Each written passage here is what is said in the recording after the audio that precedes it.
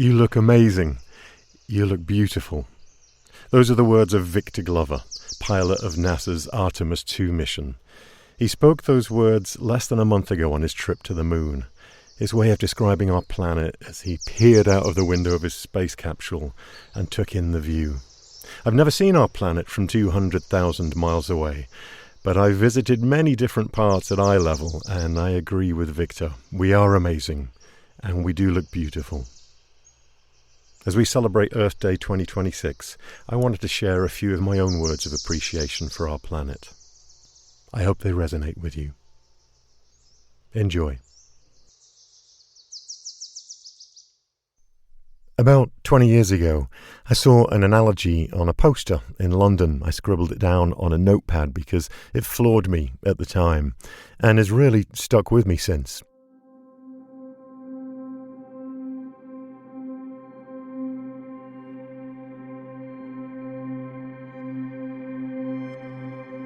Planet Earth is 4.6 billion years old. That's a very hard number to get your head around. So instead, think of it like this. Condense that 4.6 billion years into 46 years. Think of Earth as a 46-year-old.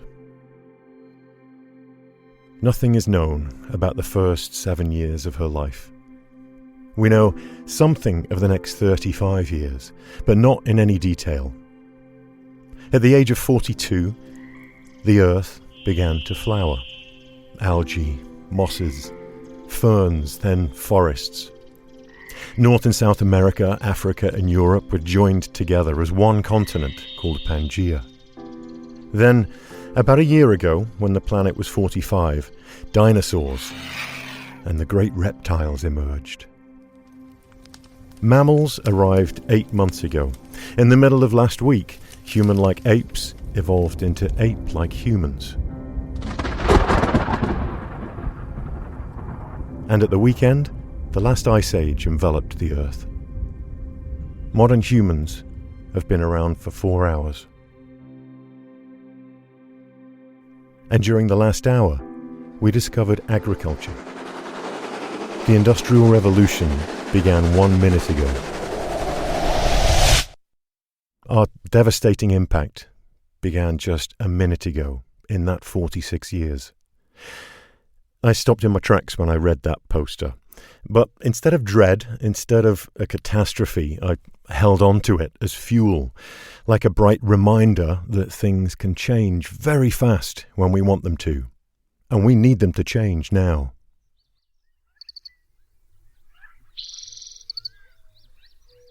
We live on a planet that is unlikely in every way. The odds of it even coming into existence are so infinitely small, it's kind of mind-boggling. Never mind that we share it with bizarre and wonderful creatures we call grizzly bears, and sloths, and ant colonies, and 10,000 different kinds of flying animals we know as birds. Plus seasons, weather, water. There are complicated interconnected systems where species collaborate to make a place that functions, where every part plays a role and fits together. Ecosystems. Places that are constantly in flux, changing all the time. Magical and largely mysterious, providing everything creatures need for life.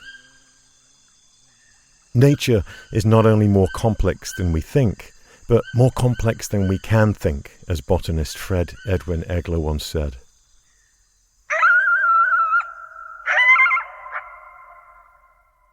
We share it, planet Earth, with 9 million other species at best guess. The total variety of all life on Earth. We call it biodiversity.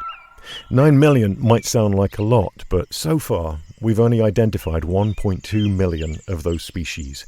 Most of them are insects. And most of those are beetles. And like ecosystems, species come and go, the waxing and waning of life. Like after the dinosaurs died, they left space, they opened up places to live, things to eat, niches to occupy. Earth's early mammals jumped right in and took full advantage of this. The numbers exploded after the dinosaurs were gone. The mammals took center stage. Some say humans may have never emerged if the dinosaurs hadn't blinked out.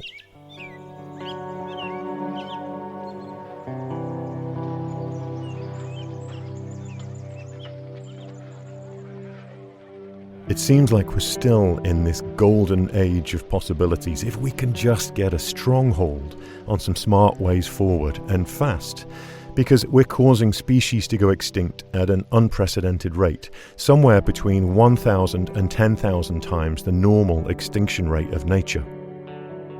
And there's climate change. It's like a container ship that will take decades to stop. Biodiversity loss is more like a freight train thundering along a track. It can be stopped more quickly. It just takes public will and legislation to stop things like deforestation, abuse of the Arctic, and unsustainable development.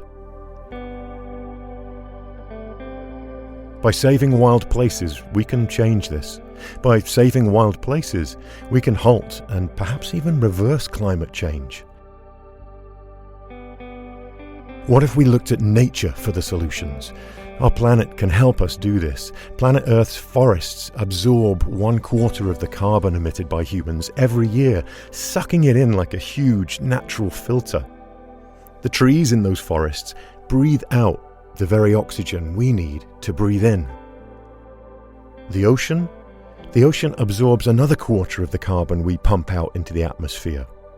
What if we connected and protected the forests and the oceans by protecting the creatures that call them home, the wild animals that we love, that we're inspired by? They can become our allies. Lions, tigers and bears need the things we all need: healthy ecosystems, clean air and water.